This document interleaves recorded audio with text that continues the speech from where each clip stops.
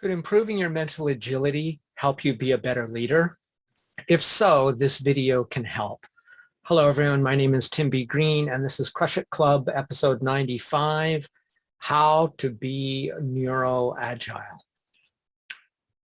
So I want to start with sort of the usual request, and that is if you find value in this content, if you learn something from it and it helps you, I would love to hear from you. Please leave a comment, share, or subscribe.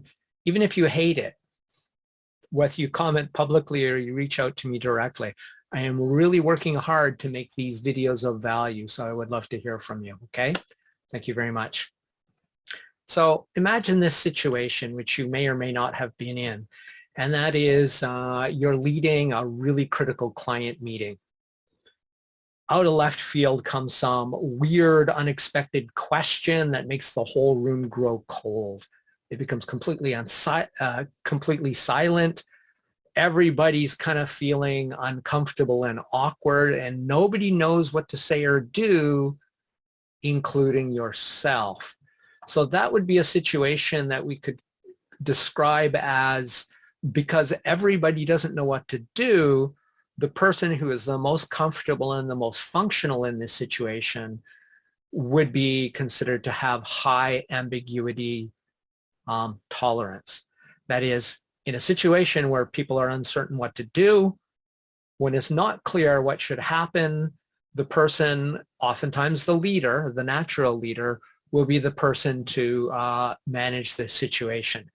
So that's called ambiguity tolerance, and it's part of, I would say, neuroagility, at least the way I'm describing it. So to be neuro-agile is basically to be fast on your feet in terms of thinking, right? Nothing new there.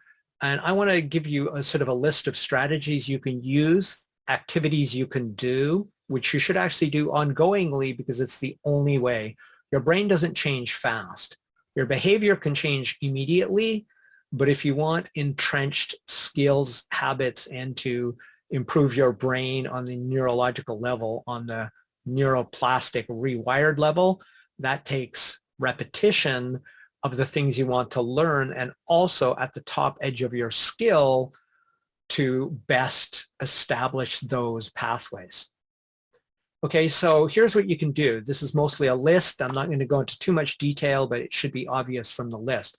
And that is continuously seek out and practice novel situations, things that you haven't been prepared for.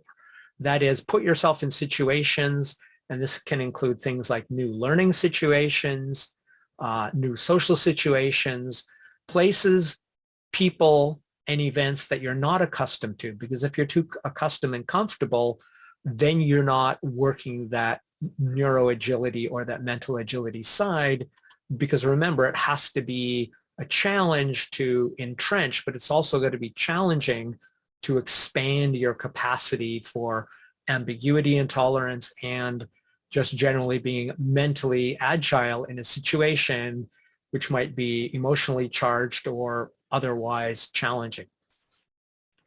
So as much as resilience and growth mindset is super valuable, I believe in it 100%, scientifically speaking, not just as an opinion. But to be resilient or have a growth mindset, it has a certain implication that you are reacting to or recovering from something that's already went wrong.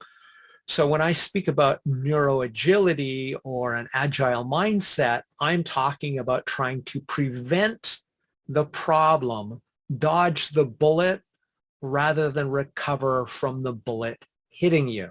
You can't always do this, but it is a proactive, preventative sort of mindset that you can, and I believe should, put in front of your resilience.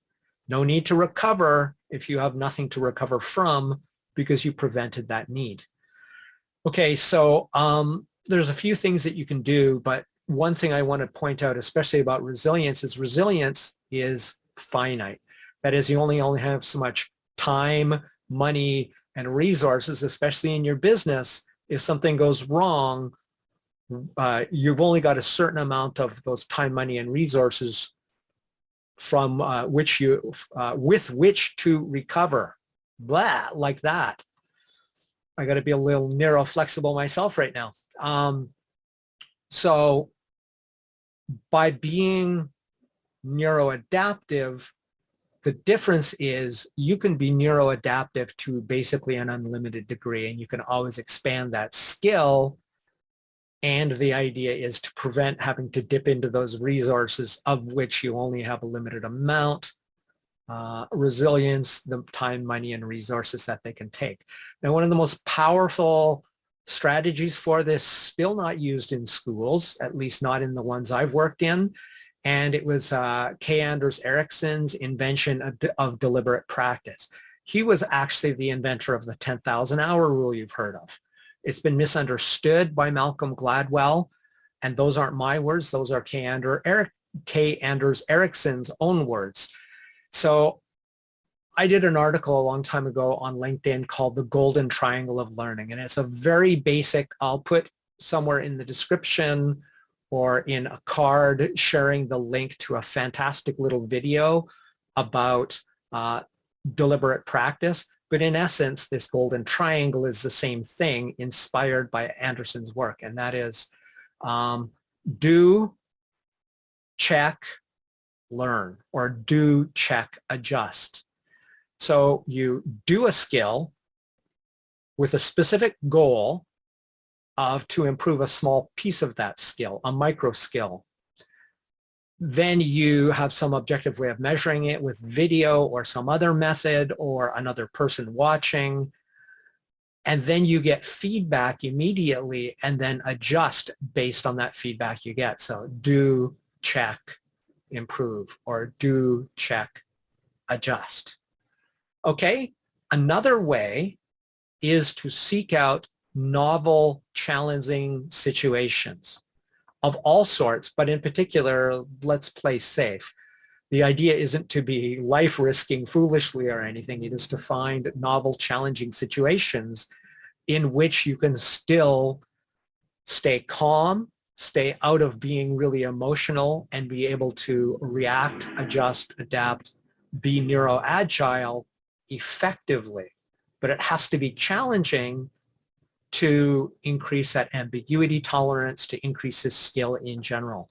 Another way you can do this is by training and teaching others. There's a very famous saying here in Japan, and one of my very favorite, and that is, to teach is to learn. Every time you teach something to somebody, especially somebody new who you've never taught before, or a topic you've never taught them, you are forced in real time to adapt to their response, to their understanding. If they don't understand, you can't go back and make a new lesson plan.